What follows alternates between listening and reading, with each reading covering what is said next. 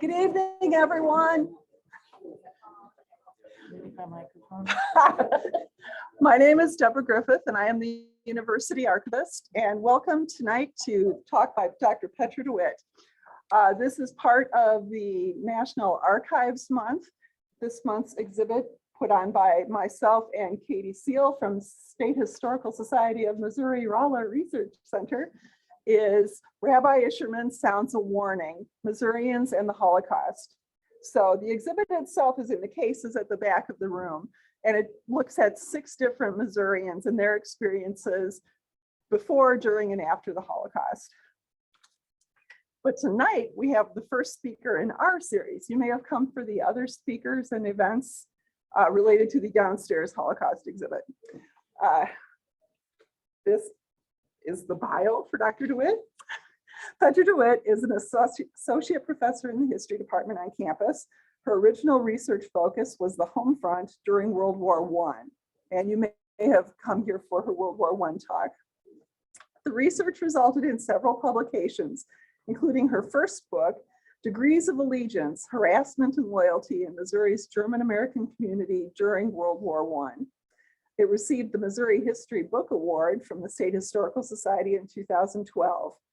Her second book, The Missouri Home Guard, Protecting the Home Front During the Great War, will become available within a few days from now. Dr. DeWitt's current research is on the German-American Bund and its activities in the US and Missouri specifically for this presentation.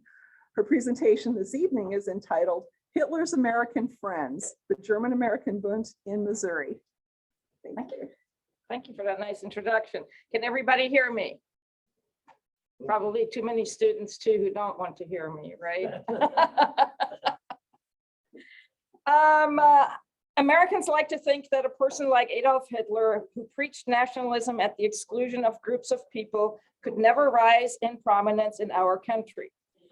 They believe that our principles of freedom will always protect life, liberty, and pursuit of happiness, and that an absolutist regime could never rise to destroy these principles.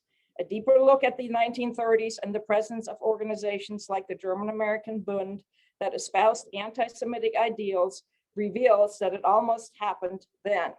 And if the last 6 years have taught us anything, we should realize that it could happen here again.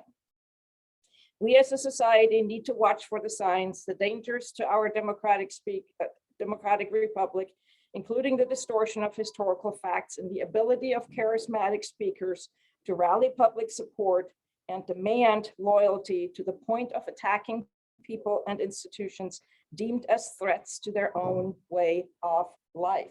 And the picture that I have here on my title page is a German-American Bund rally at Madison Square Garden, which of course is not in Nuremberg or in Berlin, but in New York, United States of America, okay? These are Americans. The people who are saluting are also Americans, okay? So this has happened here before. A quick word on my sources. We always try to find all the information available that is out there. And these guys were not a secret. The newspapers were full with their activities, and the majority of my sources comes from newspapers, national newspapers, as well as Missouri newspapers. There are also several published histories of the national German-American Bund, but nothing yet on the Missouri German-American Bund. And there are sources in St. Louis at the Jewish Federation. However, right now, these sources are boxed up because they're all moving to the new Kaplan-Feldman Holocaust Museum that will be opening up in November. So the timing was a little off this year, but I plan to go there later this year and do some more research. So let me begin with a little bit of context. What was the time period during which the German-American Bund formed? This is right after World War I. World War I is a time period in American history when German Americans come under attack. It's a time period when there's a heightened anti-German sentiment, not just against the German enemy overseas, but also against German Americans here. And while most German Americans who had lived in the United States for 3-4 generations were already more American than Germans, the impact of World War I was more about accelerating assimilation and adjustment to the American way of life than anything. However, we also had German immigrants living in the United States during World War I who had not yet become naturalized citizens. And these immigrants had to register as alien enemies. And having been registered as an alien enemy could result in you losing your job, you losing your apartment, and really being treated worse than the old stock German Americans who've been living here for generations. And it is those German immigrants who had to register as enemy aliens who begin this movement that eventually morphs into this American Nazi movement, okay? So they combined these German immigrants who had to register as enemy aliens. They then combined with German immigrants who come from Germany to the United States in the 1920s. Why do we have German immigrants coming to the United States in the 1920s? Well, because the German economy after World War I was not worth a penny. They were disillusioned about the war, the outcome of the war, you know, why did Germany lose, and so on. And it's these two groups of disillusioned individuals who now begin to join organizations that eventually will become the German-American Bund. We also have the Great Depression beginning in 1929.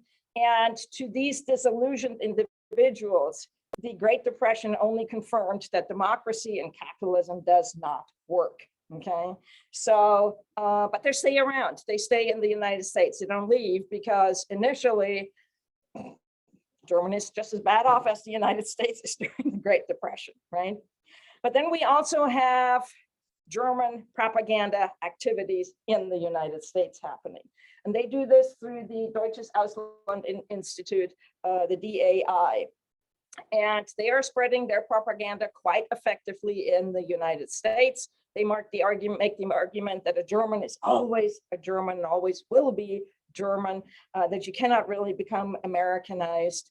They make an appeal to these German immigrants, whether they have become citizens or not, as well as try to appeal to old stock German Americans that, you know, this new Germany in the 1930s is doing great things. And the only reason why it is doing great things is because it has great leadership, right? So the propaganda machine here in the United States, financed by Germany through the consulates. I mean, they have, what is it called? Diplomatic immunity, right? And they have bank accounts in the United States, so they can publish that propaganda, okay? And Hermann Goering in 1937 says, Germans in the United States need to be organized because if Germany, this is 1937, if Germany should again go to war with France and England, there would come a moment when the United States might consider entering such a war. And the groups of organized Germans might throw their influence decisively against a declaration of war and prevent the United States from entering such a conflict. So there was a purpose. Clearly, they were already thinking in 1937, there might be a war in the future, right? And there were a number of, and I could give a separate presentation just over that, but I'll give just one example of people living in the United States, totally working this propaganda machine in the United States. And one of them was George Sylvester Viereck, and he's the publisher of a German language newspaper in New York City. He comes from Munich, has lived in the United States for 40 years by the time the 1930s come around. He's a poet, he's a freelance writer, he's a journalist. He was an outspoken opponent to war in World War I, almost was charged under the Espionage Act, but wiggled out of that. He becomes actually a paid German agent during World War II. But prior to World War II, he uses the United States government to spread his message. And how does he do that? He infiltrates Congress. He works with isolationists, people in Congress, our representatives, who believe that we should be supporting Germany instead of being opposed to Germany, that we should not get involved in any military conflict, that we should stay out of European affairs. And he, for example, Mr. Feereck would be working for Senator Ernst Lundin, a Republican from Minnesota. He would be working with Representative Hamilton Fish, a Republican from New York. And how would he be using his influence with these people? He would use their franking privileges. Every member of Congress has franking privileges on how they can send out information to their constituents. So Feereck got all the addresses of all the constituents of these members of Congress. And what would he do? He would mail out pro-German, anti-war, isolationist, anti-Jewish, anti-communist literature to all those constituents. And the taxpayers paid for it, right? And that's how the German government was able to infiltrate our government and spread that pro-German, anti-war, pro-isolationist ideology. He eventually, they were able to arrest him because he failed to register as a foreign agent. There was really nothing else they could do about this, right? There are no laws that prohibit the mailing of information, right? Right. So he's an example of how well that political machine, actually, that propaganda machine worked. But now to the German-American Bund. The German-American Bund initially begins in 1918 as an association that calls itself Americans of Teutonic Heritage. These are German immigrants who had to register as enemy aliens during World War I. And they begin to unite with German immigrants who come in the 1920s, and then they morph into this free society of Teutonia, okay? They meet, they celebrate German things, they sing German songs, they make themselves feel good, and have a grand old time. Then by the early 1930s, they again transition into the Friends of New Germany. And they're actually encouraged to do this by the Deputy Führer in Germany, so the second to Adolf Hitler, and he was Rudolf Hess. You may have heard his name before, okay? So the Friends of New Germany is fully supported by Germany itself. They're being advertised in Germany. They're getting support here in the United States. They have rallies. And while the two previous organizations are strictly limited to a chapter in New York City, the Friends of New Germany now spread westward. You have a chapter in Chicago, for example, and you have a chapter in St. Louis, Missouri, okay? But their activities, because they too start mailing propaganda, anti-Semitic propaganda, anti-communist propaganda, pro-isolationist, anti-war propaganda, and they now begin to get the attention of Congressman Samuel Dickstein, who's from New York, and this now leads in the House of Representatives to the creation of the Special Committee on Un-American Activities authorized to investigate National Socialist propaganda. I mean, those are government names and agencies, right? This would soon become known as the Dease Committee after its chairman, Martin Dease. He's an isolationist from Texas who feared that, quote, treason from within was being aided by invasion from without, unquote. So he's looking at these German immigrants who are members of the Friends of New Germany, who are making these arguments. Look at how great Adolf Hitler is. The Germans are out of the Great Depression by 1935, right? So great leadership can have great results. This is what they're arguing. They're also arguing that who caused the Great Depression? It's Jewish bankers who are in cahoots, supposedly, with communists who are aiming to ruin all the major countries economically and then take over the world. Of course, these are false narratives, right? But the members of the Friends of New Germany are eating this up, right? And they're trying to disseminate this information elsewhere. But when Rudolf Hess begins to realize there's a congressional investigation going in, soon to be hearings to be happening, Rudolf Hess says, no, we're removing ourselves from the Friends of New Germany. He calls for their disbandment and says no more support for Germany proper. But the guys say, hey, we're doing fun things. We're doing great things here in the United States. So they don't go away. They don't listen to Hess. And instead, Fritz Julius Kuhn, who is referred to in the press as the American Führer, now turns the Friends into the American Bund. And under his leadership, it becomes a national organization with chapters in the Northeast, throughout the Midwest, and even as far as California out on the West Coast of the United States. So they're beginning to spread rather quickly. And now some of the images that I'm going to show you might be a little disturbing, but they're the truth. Bund members regularly marched through towns, held summer camps for drilling, training, education in National Socialism, and for family vacations. This is an image from Camp Nordland in Sussex Hills, New Jersey. There was also a Camp Siegfried in Yamphank, I hope I'm pronouncing that correct, New York, and a Camp General von Steuben in Connecticut. And there was a camp in St. Louis, but I'll get to it in a few minutes, okay? During summer camps, youth, both boys and girls, were indoctrinated into National Socialism in similar fashion as the Hitler Youth in Germany. And German Americans in the United States have had a long-standing habit of celebrating German Day.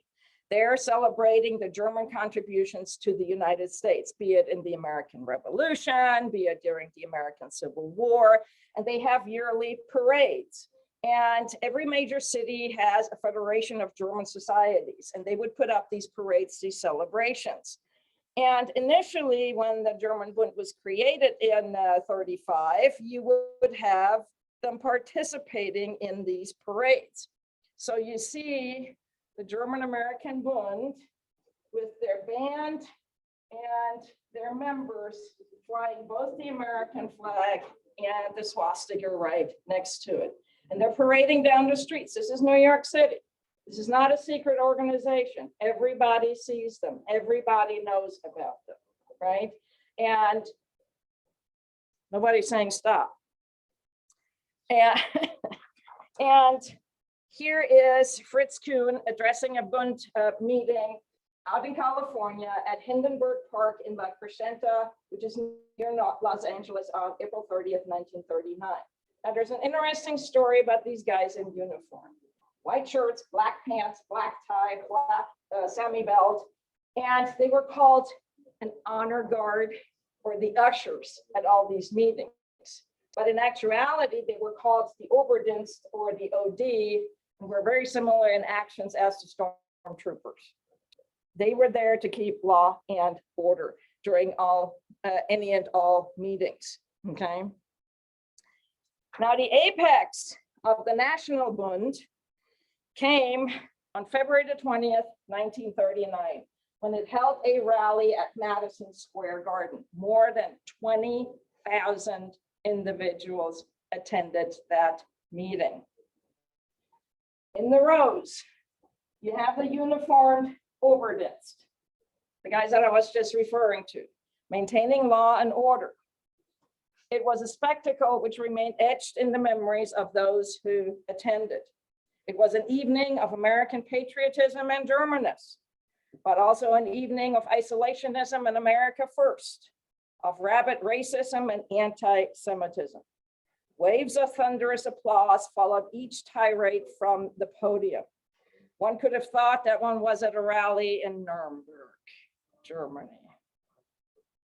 At the center is a large portrait of George Washington, flanked by American flags, as well as the swastika phoenix.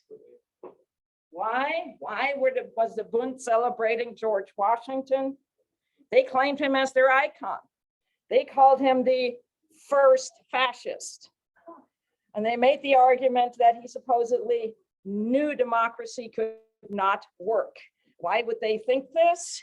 They were mentioning things that he was very influential, supposedly, which wasn't, in the drafting of the American Constitution, which really did not create a democratic society, but limited the power of the ordinary people by not directly electing back then the United States Senate and not directly electing the President of the United States. They also noted his reaction to the Whiskey Rebellion. He gets on the horse. He leads the militia to put down that rebellion by the common ordinary farmers, right? So that's why the Bund is making the argument that he was the first fascist who understood that democracy would not work. But enough. Well, wait a minute. Yeah. While those guys were speaking inside, were expressing their freedom of speech under the First Amendment, those who were opposed to them could not, and were deferred to make their speeches and addresses on the outside, right? And you have New York's finest on horses or on foot, making sure that these guys would not go inside Madison Square Garden. So they're keeping law and order, right? But clearly it's one group who clearly has the freedom of speech, whereas the other side is not being heard, right? Here's Fritz Kuhn at the podium. And every time he says something about the Jews and bankers and communists and how they're trying to ruin the United States, huge applause. And as he is launching into one of his anti-Jewish tirades, a young Jewish man rushed the stage. But the ushers, well, no, really the OD, very quickly captured him. And police had to rescue him from the ushers.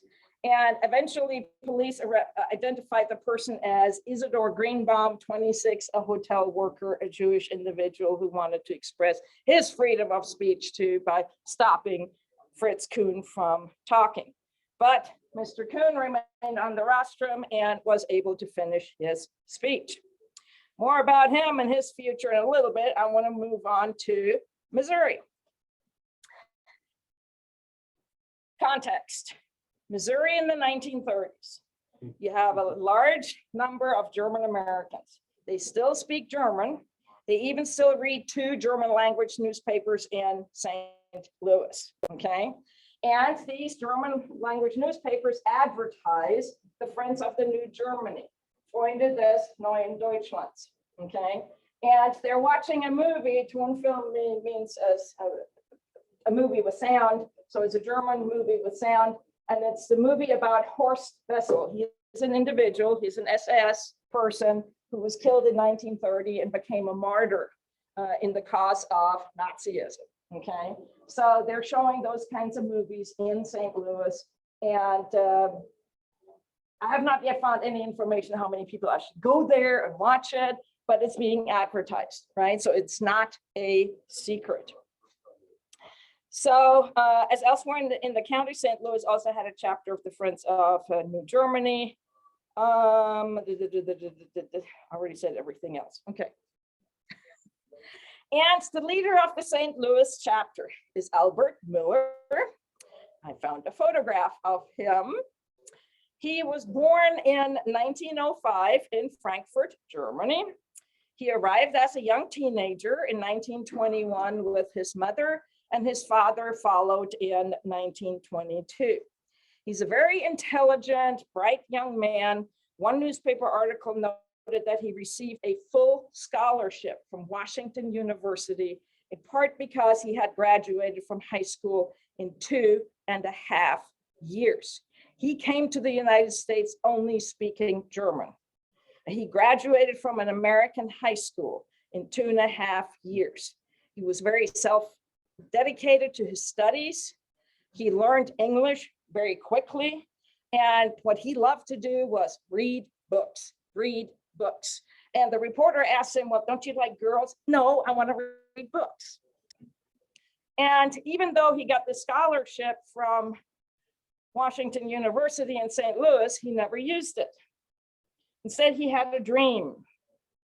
And that dream led him to somewhere else.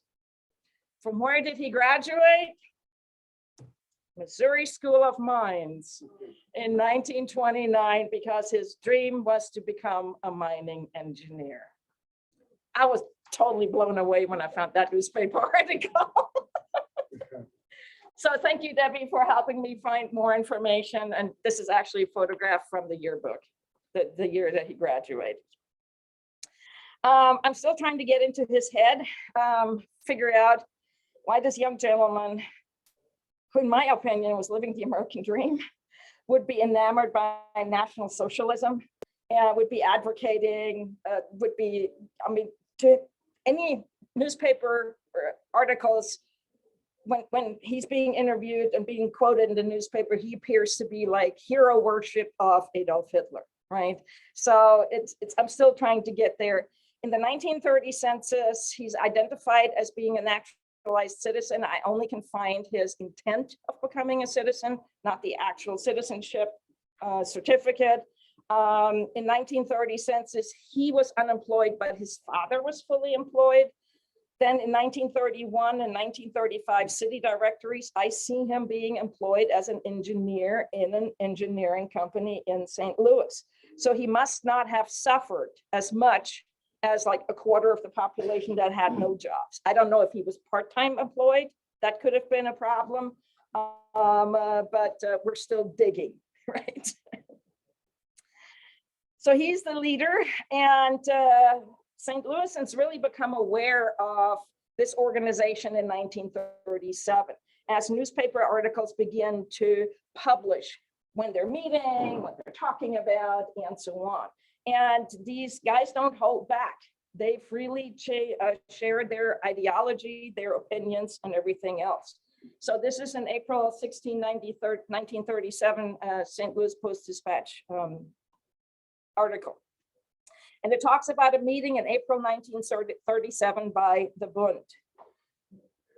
Here it is referred to as the St. Louis branch of the German American People's League, but it really is a German American Bund. And they meet in particular to oppose New York Mayor LaGuardia. If anybody knows anything about LaGuardia in the 1930s, he was totally anti-Hitler, and he didn't stop at denouncing Hitler left and right, right? He read the funnies to the children in the paper strike. Right. So they are meeting to express their opposition to Mayor LaGuardia. They also opposed Congressman Dickstein, who had called for the investigation in Congress. And but the problem is, as the newspaper is pointing out, as they're meeting, they're also handing out anti-communist and anti-Jewish literature. And they meet in the German House in St. Louis. The German House is the center of the Federation of German American Associations. The Liederkranz, that is a choir, will be meeting there. You have other German American societies meeting there. There's a total of 26 German American societies who regularly meet at the German House. And now these guys also meet there. And this is becoming a problem here in a little bit. So there is an American flag on one side of the stage, the Nazi flag on the other side of the stage. Albert Miller, to whom I have introduced you, spoke in English, arguing that the organization was formed by people who would not tolerate attacks on a great man like Adolf Hitler and on the German people in general. He asserted that the group was misrepresented in the press and incorrectly labeled as American Nazis. He stated that we're not Nazis. All we want is to preserve the achievements of our forefathers. It takes nerve to belong to our league, because many of us might be economically boycotted. Anton Kessler, who is the leader of the Oberdienst in St. Louis, while wearing his uniform of black pants, white shirt, black ties, black Sam Brown belt, then addressed the audience of about 100 in German, praising Hitler and his building up of Germany. Kessler proceeded to attack union leaders, how they were thrown out of Germany and how they should be thrown out of the United States as well. He denounced New York Mayor LaGuardia as a half Jew, half Italian. Well, he was, but he denounced him, saying that because he had that mixed in heritage, he should have never been allowed to come to the United States. Kessler concluded with an attack on communists and their red rag. And then Miller went back on stage and led the audience in 3 thundering howls for German-American harmony, not German-American with a hyphen in between, but German meaning Germany and American, the United States, harmony between the 2 countries. Within days, the newspapers announced that the St. Louis Bund has also opened a summer camp called Deutsch Horst. Deutsch means, of course, German. Horst, if you go into the dictionary, tells you it's a nest. Well, no, not really. It's not like a little bird's nest or a chicken's nest. A horst is more like an eagle's nest. Anybody got that connotation? Yep. This Deutsch Horst was located south of St. Louis on the Merrimack River near LeMay Ferry, alongside other riverfront vacation or summer homes. The Bund also purchased a meeting hall on Oregon Avenue in St. Louis and referred to it as the headquarters of defense for American democracy. Anton Kessler, the OD chief, told the newspaper that enrollment in the Bund was about 100. In my personal opinion, that is fairly small for the large German-American population in St. Louis. Only 100 individuals joined that organization. Kessler argued that the organization stressed German culture, but also intended to uphold the US Constitution. 2 main aspects of the organization's platform were opposition to communism and opposition to the Jewish American boycott against German-made goods. So it's Jewish Americans who boycott German-made goods, don't buy them here in the United States because of the Nuremberg laws that deny civil rights to Jews in Germany, okay? And these guys, Kessler and Miller, opposed that boycott. Kessler argued that he and other members were not opposed to Jews in general, just to their boycott. He noted that he had Jewish friends, but also stated that they could not join the Bund. That's kind of hypocritical, I think. Anyways, he insisted that the Bund has nothing whatever to do with the Nazi Party of Germany. He insisted the Bund was a purely American organization, limited to members who were citizens or who have applied for first citizenship papers. He described activities at the camp as singing of German folk songs and playing sports of all kinds, including baseball and horseshoe throwing. And there it is. This is the building. It's built on stilts because it's right next to the Merrimack River. What does the Merrimack River do every spring and early summer? Yeah, it goes over its banks and floods, right? There is 4 to 5 bedrooms in there. And on weekends, mostly on weekends, you have members coming there and, you know, they're throwing balls and whatnot ever. Because the river has nice, cool water, you can also put beer kegs in there and keep them cool for festivities on the weekend. Women are playing pinochle. And the only way you really know that this is a pro-Nazi organization is because there's a little flag on one of the desks on the inside of the house, not on the outside, on the inside, okay? But everybody knew that they were singing in German, that they were speaking in German. So these activities were happening. And again, thank you to newspapers. Right? This is all known. This is not a secret. I mean, what was this? The Post-Dispatch? A lot of people subscribed to that at the time period. And then, to the consternation of many St. Louisans, the German-American Bund participated in German Day activities that same August in 1937. So they just bought the camp and the building, and then they're participating in German Day activities. Most of the 26 German-American organizations that belong to the Federation of German Societies focused on preserving cultural habits. They were wearing their lederhosen, they were singing German songs, right? But what did the newspapers focus on? That 27th organization that participated in the events, right? Members who are stretching out their arms in salutes, right? And you can barely see it, but behind the American flag is a swastika flag, okay? So all of a sudden people are wondering what is going on.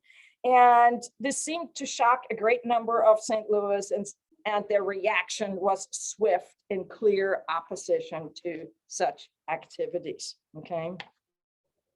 Privately expressed, publicly expressed, but when it became clear that the Bund wanted to hold a national convention in St. Louis, nobody was talking about the economic impact if you bring all chapters from the Midwest to St. Louis. No. They were concerned what St. Louis would look like when all of a sudden all these swastika flags would be showing up, right? So people were outraged. Kessler keeps talking about the freedom of speech, that they have the right to hold that convention here, but you also have letters to the editor that are united in their opposition to A, issuing a permit for these Nazis, B, why would you defame the city of St. Louis by bringing the Nazis here, right? So they called it un-American behavior. They looked upon the flag as being offensive. But the Bund continued to plan its meeting. Then when the actual program was announced in the newspapers, I mean, almost all heck went loose. St. Louisans created the Council for American Democracy for the specific purpose of holding counter demonstrations to this proposed Nazi convention and to point out at our meeting the tenets of real Americanism in contrast to the foul, misleading, and subversive tenets of Nazism. So there's clear opposition to this. And the German House at this point in November of 1937, being inspired by all this opposition, makes it clear the Bund will no longer have access to the German House. So they are being shunned in St. Louis. In the end, it was private organizations rather than city leaders or the law that prevented the meeting from happening by denying the Bund a venue to hold the meeting. Allegedly, Kessler stated, "It's a disgrace to our country and to every red-blooded American." Sarcastically, he noted, so this is a free country and free speech. The editor found it amusing in this editorial that a supporter of Hitler would cry about free speech. And I find the last paragraph very interesting. This newspaper does not believe in suppression of thought or speech. It has no objection to Mr. Kessler holding a Nazi convention, but it is glad to know that the German Americans of St. Louis, as shown by their constant rebuffs of Nazis and Nazism, are distinctly not fertile soil for the machinations of Adolf Hitler's American agents. Okay, so clearly this organization is no longer welcome. And it is 1937, just as the St. Louis Bund seems to be at its apex with having gotten the camp and the building, that the whole situation begins to unravel. There's a report in the Daily Times of Chicago that is being reprinted throughout Midwestern newspapers, that the Chicago chapter of the Bund had been infiltrated. Yes, an American agent who took on a German identity, German name. He was fluent in German. So he joined that and he kept notes, all the things that they did. And then what did he do? He turned over all that information to the Dease Committee in Washington, D.C. And they were having a heyday, right? So from 1937 onward, you get regularly updates about the Dease Committee, the secrets supposedly that are being revealed. They weren't really secrets. Everybody knew about it if they just had read their newspapers, right? And other things. So the thing is, it's no longer just being investigated in Chicago, but very quickly, the St. Louis chapter will be investigated as well.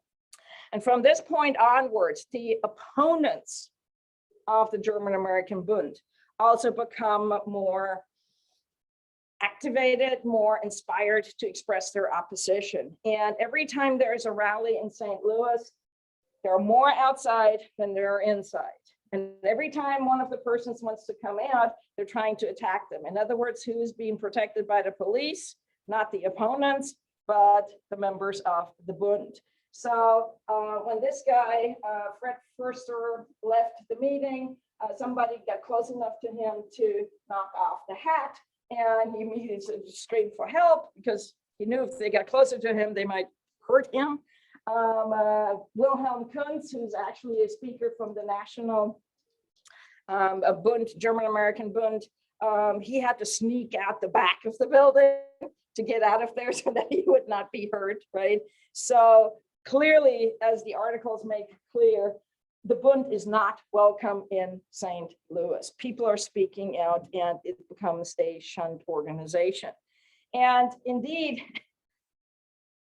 the St. Louis chapter is being infiltrated as well by none other than the commander of the American Legion of Missouri, who happens to be a German American, who speaks German, okay?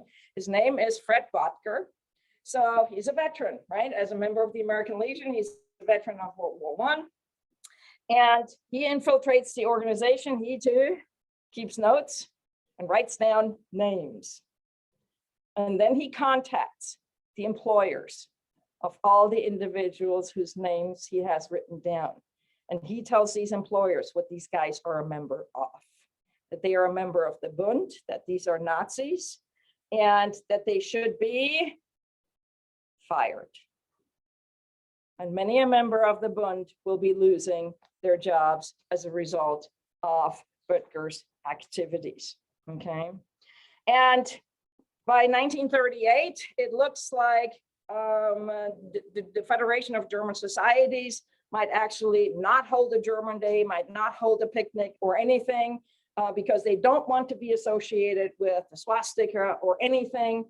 But in the end, they are not canceling the German Day celebrations, but they are prohibiting any Bund members to even come close to the German Day celebration, okay?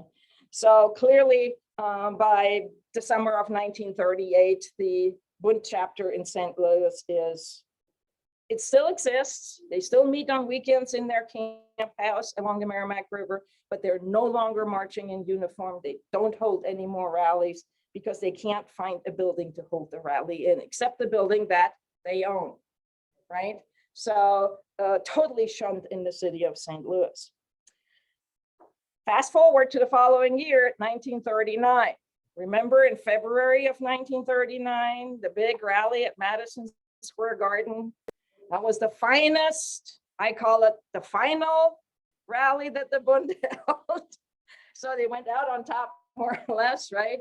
Because very shortly, a few months later, here's Fritz Kuhn, gets arrested for embezzlement, gets convicted of embezzlement, and on December 6, 1939, with two other prisoners, enters the famous Sing Sing prison in New York, okay? This is 1939. The war has broken out in Germany. It takes another, year and a half, well, my math might be off, almost 2 years before the United States enters the conflict, right, in 1941. The following year, he's stripped of his citizenship and he goes into a special camp for foreign enemies. Well, we had those during World War I and we had those during World War II too, in case you didn't know. So he was in a federal camp in Texas as an enemy alien.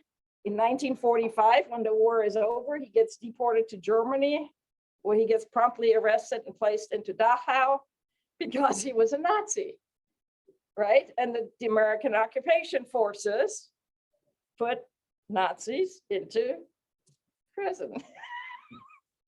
He eventually got out, but didn't live much longer thereafter. Anyway, so he got his.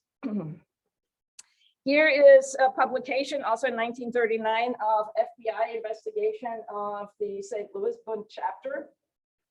They're saying there's barely 80 members, since 1937. they're clearly making the argument that, yeah, there are a few OD members, there's 12 who are active, but 10 are way too old to even do anything. Camp Deutschhorst, that they actually revealed to the public that it is owned by 3 couples who hold joint trusteeship for all the members who had contributed to purchasing the house. So you may have contributed $10, you may have contributed $15, but they contributed the most, but still you had access to the house because you contributed a small amount of money to that, right? And they made sure in this article, I guess to appease the readers, that whenever they were in camp at the building, that there were 2 flags, but the American flag was always on top, right? That the swastika flag never flew above the American flag. Shortly thereafter, after the revelation of this FBI report, several of the leaders actually leave St. Louis to go to Germany. And that includes Müller, who was the leader of the Bund, you know, our graduate, and Kessler, the head of the OD.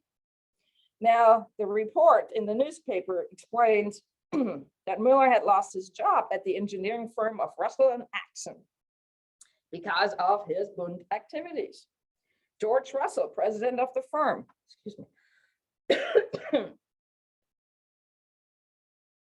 told the Post-Dispatch reporter that Müller was given the choice of quitting the Bund or quitting his job. Müller allegedly stated that he thought he was doing a good job for the Bund. The engineering firm ordered him to make this choice because of that FBI report in the newspaper, right? So his name is mentioned in the FBI report. The employer's name is mentioned in the FBI report. And the employer says, you're either quitting the Bund or you're quitting your job, and Müller decided to quit his job. I have no idea what happened to him after he left for Germany. I guess I need to make a trip over there to maybe find out. But I found Kessler, and Kessler was a mayor in a French city during German occupation. Whoops, I'm standing in front of it. It didn't tell me what city it was, or at least I can't see it on here anymore. I didn't write it down which one it was. And then everything suddenly comes to an end in St. Louis, rather suddenly, in September of 1939, right after Hitler invaded Poland. The St. Louis Bund had spent Labor Day weekend at the clubhouse, but the following day, the house burned to the ground. Neighbors saw the fire, but by the time the Melville Volunteer Fire Department arrived, all they could do was watch it burn and keep adjacent buildings from catching fire. I have no idea if they're doing this purposefully or not, okay? Firemen found in the ashes a 50-gallon drum, which had contained oil or some similar fuel. Window screens were found about 50 feet from the building, indicating there may have been an explosion. No one was ever charged for arson, and I have no idea if this was an inside job or if this was done by somebody on the outside who wanted to get even with it, right? While the Bund in St. Louis comes to an end, the National Bund comes to an end officially with Kuntz going to prison. That doesn't mean that there's an end of anti-Semitism or pro-Nazism in the United States. It just went underground, right? But members experienced long-term consequences. And again, an example from St. Louis. Once the United States is at war with Germany, and the Dees Committee still keeps digging into all these Bund activities in the United States. They find all these people who had been German immigrants, become naturalized Americans, but had also been Nazis, okay? And there was now a movement in the early 1940s to take their citizenship away, to no longer allow them to be American citizens, and in essence, to deport them out of the United States. And that is the faith of, what was his name? Did I write his name down? Robert Messon, who had come to the United States in 1926 became a naturalized citizen in 1943. And as a result of the case against him in 1943, he was stripped of his American citizenship and he was deported. Okay. So finally coming to the end. Phew. What's the significance of my talk? What's the significance of my presentation? Well, people have said it can never happen over here, right? Not here in the United States. We're the country of the free. This could never happen, right? Many went underground. And like I said, we still have anti-Semitic organizations around today. Again, where were you January 6th, right? Anyways, a charismatic leader can never rally enough people to an un-American cause. Surely we have laws that prevent this from happening, right?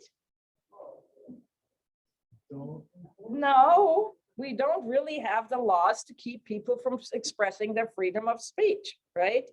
The only thing we can do is we can get them on taxes, we can get them on embezzlement, we can get them on failure to register as a foreign agent, right? But we don't limit the freedom of speech. And I'm not saying we should, right? Freedom of speech is one of our greatest freedoms that we have. It allows me to express this, right? So, but we need to pay attention to what's going on. We need to read the newspapers. Well, we don't read newspapers anymore, but we need to be aware of what is happening out there, right? And pay attention and not be silent, not be quiet. And then because if we are quiet, it can happen. And then all of a sudden it'll explode and then it'll be too late, right? Anyway, let me get off my soapbox. Quick few of the sources that I used. And thank you very much. And I'll be happy to answer any questions.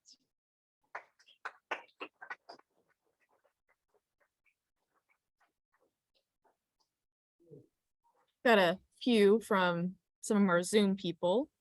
So how, if at all, did the Bund affect life on college campuses in Missouri? Did college students support these organizations at Mizzou or Missouri S&T to your knowledge, or anything that you've found? I have not found evidence on this campus, but I believe there were 2 members at Mizzou. Yep. But it's not widespread. And they were Nazi German exchange students. Oh, okay. So so if they're Nazi German exchange students, that would kind of explain why they might be doing that. But as far as oh, it's in a display case back there. Okay. But it's not a large university movement as far as I know at this point. Next question is, was there a German-American Bund activity in Kansas City as well? Good question. I did not dig into the Kansas City newspapers. There might have been. I don't think there would have been because there wouldn't have been a larger German-American population. It's St. Louis that attracted the German immigrants in the 1920s rather than Kansas City. I mean, I looked at the census, and of the 22,000 German immigrants who live in Missouri, 14,000 live in St. Louis. So, yeah. You also had someone requesting to see your sources. You could flip back to that slide. Sure. These are not all, but. Hey, but I have something about Missouri School of Mines. It's not precisely in this period, but we had another Kessler come to the Missouri School of Mines in 1920, Harry Kessler. He was Jewish. And when he arrived at the Missouri School of Mines, he tried to find a place to live. He found out people in Rolla don't want a Jew living in their house. So the only way that he found a place to live was we had a professor of mathematics named George Dean. And he took all 4 Jewish students into his house. And Kessler said as he tried to learn about the other students, he discovered some of them thought Jews had horns coming on their heads. So they'd never seen a Jew before, but he assimilated into the population of the campus, and it might have, I didn't know about Muir, but it might have made Muir feel comfortable because he's going to school in a community that's clearly anti-Semitic. Wow. In one of your slides, when you were talking about the German nest, I saw there was a mention of the Turners. They weren't. No. They clearly stated that they were not associated with the Turners. So, yeah. They disassociated themselves from the Turners. Yeah. That was one of the few good things they said, honest things they said. So, yeah.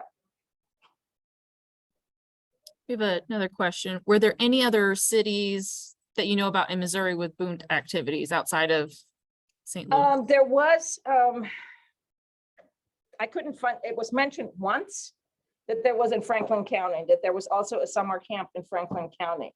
But I could not find any other additional information that would back that up. And I don't trust just one source. I like at least two. So I didn't want to put it in here, right? But I'll keep digging. Yes. Since it's pretty clear that anti-Semitism was not limited to the German American Bund, Mhm. and I'm extrapolating here, but I'm assuming that many German Americans who did not become members of the Bund were still anti-Semitic. What prevented these people who shared a cornerstone of the philosophy of Nazism from becoming members of the Bund? That's a very good question. And it's a fair question too. Perhaps the attention, because they may have been leaning, and clearly they allowed the German house to be used by the Bund, right? But once the Dies committee goes underway in 37, it seems like, no, we're not going to be associated with that, right? So it gives me a sense of they want to save their own back. They may have privately thought similarly, but they didn't express it publicly. Why not? Because of the experience of World War I, the anti-German sentiment that they had experienced then, because anybody who spoke out would be punished in one way or another. So I would think that by the 1930s, even though if they might have leaned that way to say, wait a minute, maybe we shouldn't say anything, right? And not publicly support that. But they may have had a beer at the tavern and talked about this similar ideology, right? More questions from the computer. Okay. They've got some good ones over here. Could you comment on the parallels between the anti-Nazi efforts and the McCarthy era anti-communist efforts? Oh my goodness. Yeah. Wow. Oh, that's a good question. The anti-Nazi efforts, of course, Dr. Greg will be talking about the anti-Nazi efforts too next week, right? The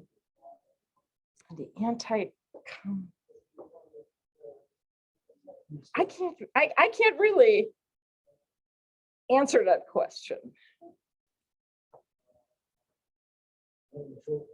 No, I would have to think about that for a while. Yeah. Because anti-Nazi would mean the demonstrators against the Bund, right? But anti-communist, that is, what's his name with the piece of paper who said there are 2,000 employees in the State Department, right? So he got a lot of press, where in this case, the Bund got the press, whereas the anti-Nazis were in essence told, go home, don't cause any problems. And it's them that the police keeps out, right? So the press coverage is definitely different. Yeah. Having mentioned that last thing about the ones the police kept out, Mm-hmm. and of course, apparently these Nazi speakers had, free speech and been in the hall and everything. How do you think that it should have been handled where they were speaking in various places, but you mentioned that the police were protecting them? Right. If you had the hall next door and let the opponents give their speeches, that would have been a nice thing to do, right? So you allow the Bund to do their speaking, and you, in another hall, you have the others speaking, right? What the police is trying to do is try to prevent fist fights, trying to prevent any violence from breaking out, right? So they're trying to maintain law and order, peace, right? Public safety. So they did what you think would be a normal situation. I know there are campuses like out in California and various other places where conservative people are attacked and pushed out and forbidden to speak in college campuses. I mean, they weren't forbidden to speak. I mean, they had their banners out there, right? They just were not allowed to go inside Madison Square Garden or inside any of the buildings where the Bund was meeting, right? If they wanted to go to another hall, they had the same freedom of speech to give their anti-Nazi expressions, right? It's just they can't do it right there in that building, right? Yeah. So because they want to maintain law and order and peace. But here in these instances that I'm thinking of, the actual ones who had a platform, a legitimate platform, are heckled and allowed, they're not being protected as the Nazis were. So the free speech thing is now turned on its head. In a way, it is turned on its head. Yeah. And I wonder how effective they would have been if they had rented a hall at the same day and given their speeches and got newspaper reporters there and made the front pages right next to the Bund making the front pages, right? That would have probably been the best approach to the whole thing. Yeah. Was the Bund meeting in Madison Square Garden a ticketed event? Where people would be paying entrance fees, you mean? I don't think they were paying entrance fees. I think you had to be a member of the Bund So there to was, get there in. was a kind of gatekeeping function of those who could. Yes, absolutely. So that's the difference between an open lecture like this. Right, and yeah, anything. yeah. So I mean, I think that's apples and oranges. I don't think there's an apt comparison there. Right. So it's members of the Bund who can come inside, and it's the OD that makes sure that you're showing your membership card, right? Yeah. Yeah. More question. So the 22,000 German immigrants you were speaking to, were they not all not citizens? There's no way that we know that. Okay. Whether these 20,000 who were in Madison Square Gardens were citizens, native born, naturalized, or German immigrants. There's just no way of knowing because we don't have a list, or at least I don't have a list of who was actually there. I'd love to get my hands on the notes from the Dees Committee. Perhaps they have the list of names, but there was no way for me to do any of those long research trips during the last 4 months when I was first asked to come here and give a talk. Next question. So what was your perception of the 1930s Bund and Richard Butler's Aryan Nations movement of the 1980s? We're going in depth here. We got it. And I can't answer that because I have not done any research into the modern, what I call the modern present day, last 40, 50 years organizations. How about this one? Okay. Excellent presentation from one of our Thank you. viewers. Many Missouri German Americans proudly served in the Civil War for the Union. Do you believe that this heritage inoculated the I think World War II generation of Missouri German Americans from Nazism? To a certain degree, that would be true. Yes, absolutely. They fought in the Civil War. They made that argument even during World War I, when they were being heckled by Americans for still speaking German, still speaking, reading German language newspapers, when they were being attacked for still being German. It says, hey, we're as loyal as every American. We served in the American Civil War on the side of the Union. So that could be one additional factor of them not joining the German American Bund. But it doesn't mean they couldn't be convinced of that ideology, right? That in secret they might have. I mean, it goes, they were talking about the contributions of Germans to the United States, contribution of Germans to the world as a whole. There's evidence that they were reading poems by Goethe, by Schiller. I mean, every German American, regardless of what background, would have appreciated that, right? So it's possible that some were drawn in through that cultural reconnection with Germany. Yes. I want to spin back just a second on the freedom of speech comment, because there's also a distinction here between what can occur freely in public and what can occur on private property or in private publications. You know, if you're on private property, if it's a private school, for example, they have control over what goes on that property. If it's a newspaper, even if it's a conservative paper or a liberal paper, they have control over what's published in that paper. So there's these, you know, when we talk about freedom of speech, there are these caveats that have to be considered in that conversation as well. Absolutely. And the suggestions are that at Deutschhorst, their camp along the Merrimack River, they only talked in German. There were secret oaths that were given or taken, and that is the place where the kids really were indoctrinated into National Socialism. But that didn't happen in public, right? In public, you see the flag and the uniform and so on, right? This says the computer's about to restart. Yeah. We have more books coming. Me? I don't think I have another one in me. We have time for it. Okay, Commercial sentiments with Nazis. okay. We can talk more about that. Very interesting. Yeah, One of the best examples I remember is I have a calendar. Say years back. ASEA, you know ASEA? ASEA. okay, European, British, GE, okay, and, power engineering. okay, Okay. They came together with Brown Bavarian, which came in this national company. I think it was a sale, could have been Brown Bavarian, who made elevators like Otis. okay. Okay. They were so proud of their ceremony, they put the swastika on the elevators. Oh, my goodness. That's singular. Mm-hmm. And I think there was a lot of that even here. The corporations Sure. were in agreement and thought, that's a pretty good idea. Right. I mean, I would be interested to see whether Siemens, for example, had any advertisements. Yeah, or GE. Yeah, yeah.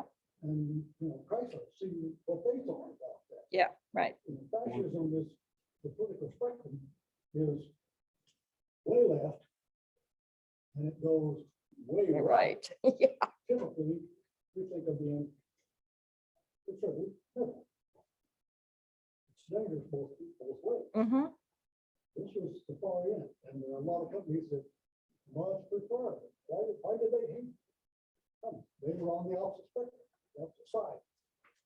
So that's the sentiment, and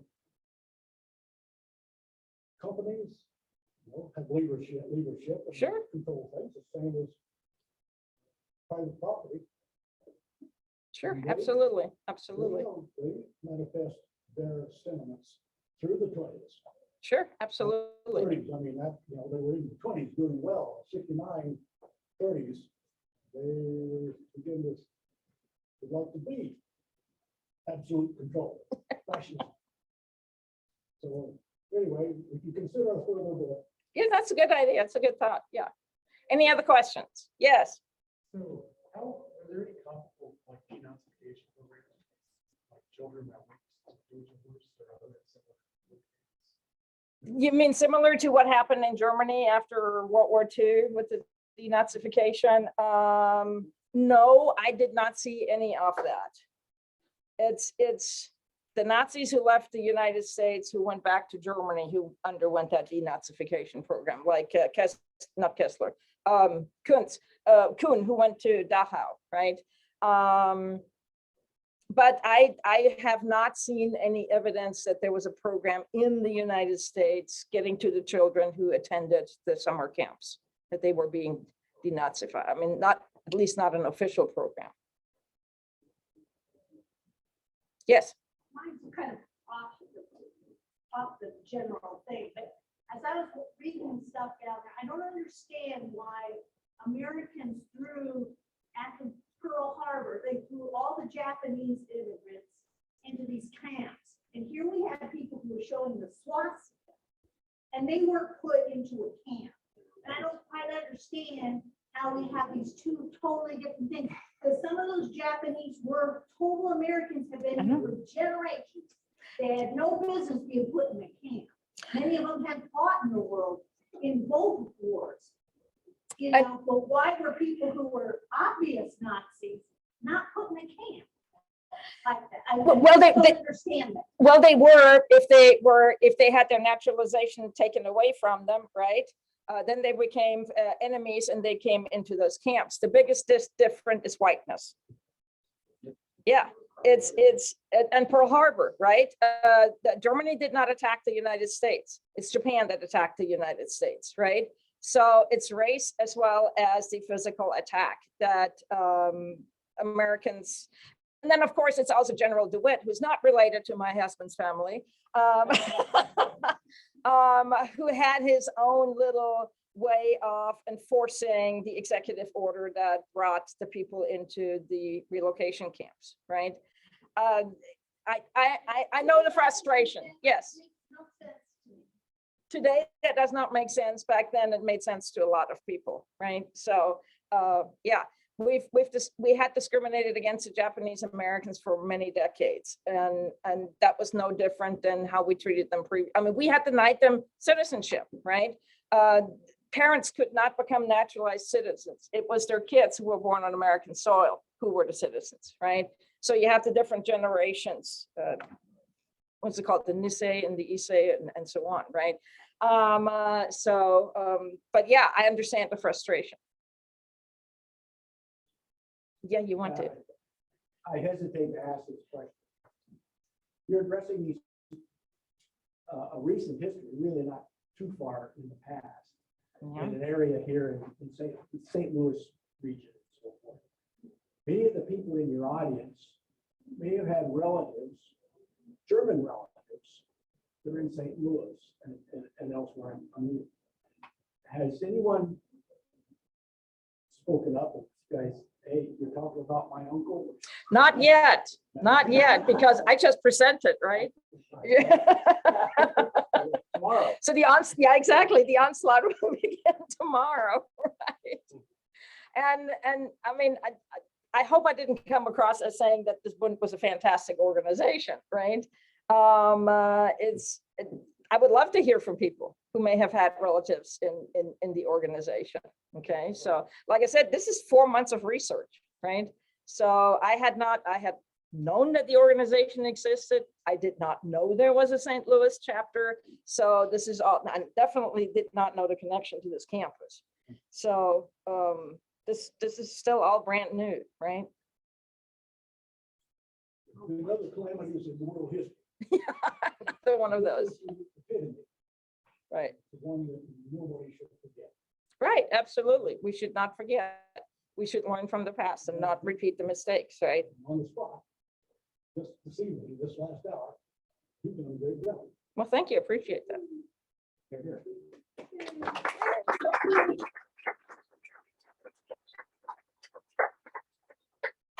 Okay. Now, don't leave because we have our special extra event. Thank you so much. Next time I'll give you more leeway on